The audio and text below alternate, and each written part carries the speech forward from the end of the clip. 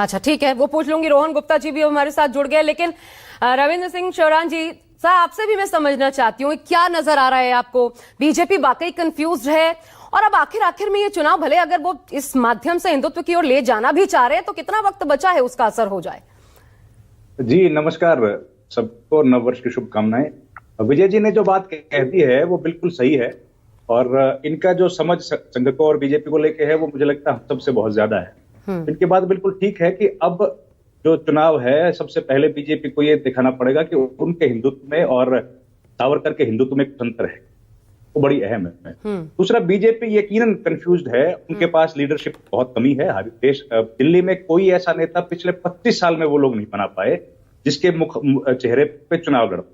एक बार उन्होंने चेहरा आगे करके चुनाव लड़ा, वो भी डॉक्टर किरण बेदी का, उनको भी बाहर से लेके आए थे, और इसके अलावा आज तक उनके पास कोई चेहरा नहीं है। ये बात बिल्कुल ठीक है कि अब प्रधानमंत्री को एक कॉलेज है, यूनिवर्सिटी नहीं है, वो कोई बहुत बड़ा ऐसा शिक्षण संस्थान नहीं है जहां पर रिसर्च, केवल एक डिग्री कॉलेज है। उस डिग्री कॉलेज का उद्घाटन भी प्रधानमंत्री को करना पड़ रहा है, और उनका नाम भी सावरकर के नाम पे जोड़ना पड़ रहा है। ये वाकई में एक बड़ी हैरान कर देने वाली बात है। आमतौर पर हमने देखा है कि प्राइम मिनिस्टर का जो स्टेचर है वो बहुत बड़ा हो, और वो बड़े बड़े इंस्टीट्यूशंस होते हैं, रिसर्च इंस्टीट्यूशन होते हैं, यूनिवर्सिटीज होती हैं, आमतौर पर उनका उद्घाटन करते हैं।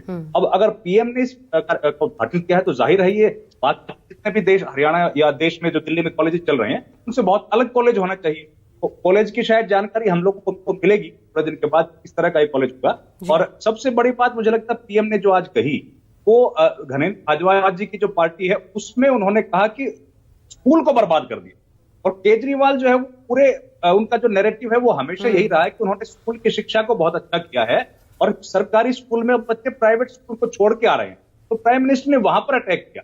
मुझे लगता है वो सबसे बड़ा अटैक होगा, और आपका जैसे शब्द का प्रयोग किया है, तो ये बात तो तय हो गई है कि अब ये जो चुनाव है इसको हिंदुत्व के पिच पर ले जाने की कोशिश पूरी तरीके से बीजेपी कर रही है। क्योंकि देखिए, दिल्ली में जातिवाद तो चलता नहीं है, यहां पर जो पॉलिटिक्स है वो जाति के हिसाब से सूट नहीं करता, जबकि अगल बगल के जो राज्य हैं उसमें जाति के हिसाब से चुनाव होता है। तो इसलिए दिल्ली में जाति नहीं चलने की वजह से बीजेपी के लिए कोई नया शिगुफा छोड़ना बड़ा जरूरी है। तो अब उनके पास जो बचा है वो केवल यही बचा कि हिंदुत्व के नाम पर यह राजनीति की जाए, जिससे कुछ इस चुनाव में उनके लिए इनरोड्स बन पाए।